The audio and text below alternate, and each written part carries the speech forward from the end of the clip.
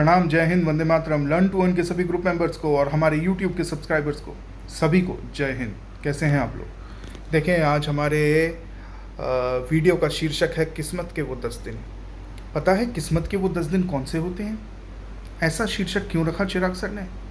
ऐसा शीर्षक इसलिए रखा क्योंकि आप लोग मार्केट में पेशेंस को सीखें, आप लोग ब्रिलियंस से बिलियंस कमाने के तरीकों को सीखें, अपनी रिसर्च ऐड करें।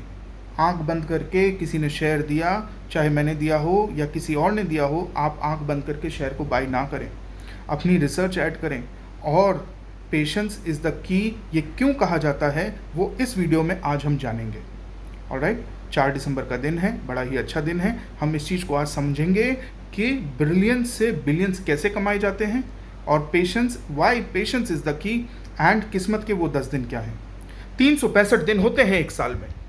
365 दिनों में 220 दिन तक मार्केट का जो ट्रेडिंग सेशन है बाइंग सेलिंग का वो ओपन होता है। बाकी दिन मार्केट बंद रहते हैं, सैटरडे संडे और जो गवर्नमेंट हॉलीडेज हैं उनको पकड़ के।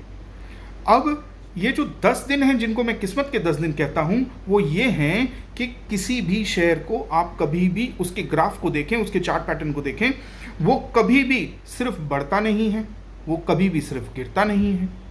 ठीक है, तो उनके ब्रेकआउट का, उनके बढ़ने का एक सिग्निफिकेंट टाइम होता है और वो उन्हीं दिनों में बढ़ते हैं। और वो दिन अमूमन 5 से 8 या 10 दिन होते हैं। ये थ्योरी रामदेव अग्रवाल जी, जो मोतीलाल ओसवाल के को फाउंडर हैं, उन्होंने पेश की। उन्होंने कहा, बाय राइट सिट टाइट। आप उन 10 दिनों को कभी प्रिडिक्ट नहीं कर सकते कि कौन सी कंपनी में वो 10 दिन कब आएंगे। तो ऐसी स्थिति में हमें क्या करना? तो ऐसी स्थिति में हमको पूरे 355 दिन बैठना है, ताकि जब वो 10 दिन आए तो हम उस समय उस शेयर में पोजीशन लेके बैठे हों। लोग क्या करते हैं कि लोग गैस करते हैं, लोग चार्ट पैटर्न देखते हैं कि अब बस इस कंपनी में अभी ब्रेकआउट आएगा। भाई, वो कंपनी में शायद 6 महीने तक ब्रेकआउट ना आए, और ब्रेकआउट आने से पहले आप शेयर को सेल कर दें, अपने पेशेंस को खो दें, आप शेयर को सेल कर दें और फिर ब्रेकआउट आ जाए। ऐसा बहुत लोगों के साथ हुआ है। तो हमको मार्केट में पूरे 365 दिन रहना है। इसीलिए मैं कहता हूं long term investing is the best way to generate wealth.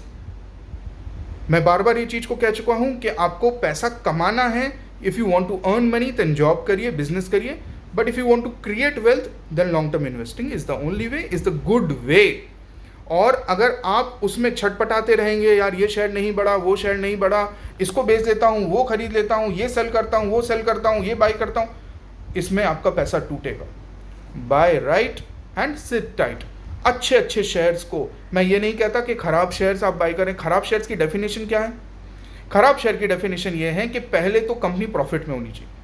Basically company अगर प्रॉफिट में नहीं है तो वो भले 100 रुपये का शेयर 300-400 चला जाए, I don't care, I really don't care. Company profit में होनी चाहिए। फंडामेंटल एनालिसिस का सबसे पहला रूल ये है।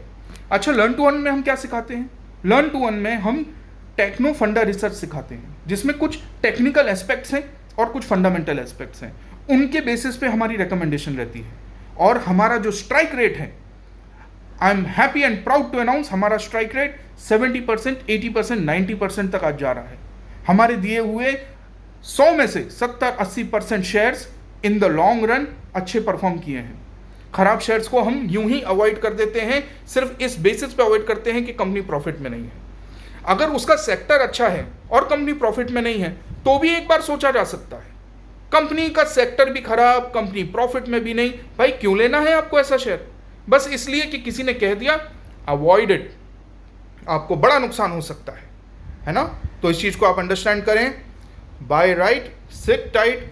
उन 10 दिनों की, जिन 10 दिनों में शेयर में ब्रेकआउट आता है और शेयर घोड़े की स्पीड से भागता है, उस टाइम पे फिर लोग बोलते हैं कि सर ये मैं बाई करूं यार। भाई, जब दिया था तब बाई नहीं किया, अब भागना शुरू हो गया, अब बाई करेंगे। अब जब आप ऊंचाई पे बाई करेंगे तो उसमें 2 संभावना है, या तो वो ऊंचाई से फिर कभी भी नीचे आ सकता है, या तो ऊंचाई में आपको वो जो प्रॉफिट है वो आपको जनरेट नहीं होगा। जो कंसोलिडेशन में शेयर बाइंग में आपको प्रॉफिट जनरेट होता है, वो ऊंचाई पे बाइंग में आपको प्रॉफिट जनरेट नहीं होगा। बहुत स्पष्ट रूप से मैं कह देना चाहता हूं, कोई भी ऐसी कंपनी, चाहे मैंने दी हो या किसी और ने दी हो, कोई भी ऐसी कंपनी है ही नहीं जो आपके खरीदने के बाद गिरे ना। कंपनी गिरेगी ही गिरेगी। आपने बाय किया, कंपनी गिरेगी। गिरने के बाद वो शायद कंसोलिडेट करे, वो शायद 2 महीना, 3 महीना, 4, 6 महीना भी कंसोलिडेट करे, does not matter. If you are having a time horizon of 2, 3, 4, 5 years for wealth creation, आप अच्छी कंपनियों को चेरी पिक करते जाएं। मार्केट में आज एक से एक रिन्यूएबल सेक्टर में अच्छी अच्छी कंपनियां लिस्ट हो रही हैं, और पहले की जो लिस्टेड है वो भी बहुत अच्छा परफॉर्म कर रही हैं। इस सनराइज सेक्टर, इस सेक्टर में कंपनियों पे आप नज़र रखें। रेलवे है, डिफेंस है, शानदार सेक्टर है, इन पे आप नज़र रखें। मेरी आपको पुनः सबको एक बार बहुत बहुत शुभकामना। Buy right, sit tight. उन 10 दिनों की, ये जो किस्मत के 10 दिन हैं, इसको कोई भी चाणक्य, कोई भी मार्केट का गुरु जानकार प्रिडिक्ट नहीं कर सकता। मैं फिर से कह रहा हूं, नहीं प्रिडिक्ट कर सकता कि वो ब्रेकआउट कब आएगा। इस वजह से उन 10 दिनों के लिए आपको पूरे 365 दिन मार्केट में रहना है, उस शेयर में रहना है। जब मैं कहता हूं मार्केट में रहना है, तो उसका ये मतलब नहीं कि आप मार्केट में खड़े रहें। No, you should be invested in that particular company to get the opportunity. वो 10 दिनों की अपॉर्चुनिटी आपके कैप्चरिंग में आप कर सके। जय हिंद, वंदे मातरम। खुश रहिए, एक्सरसाइज करिए। और जो एक बहुत बड़े मार्केट के फिलोसोफर ने कहा है, इंसान हो या मार्केट, अंत में ऊपर ही जाता है। Alright, God bless you, take care.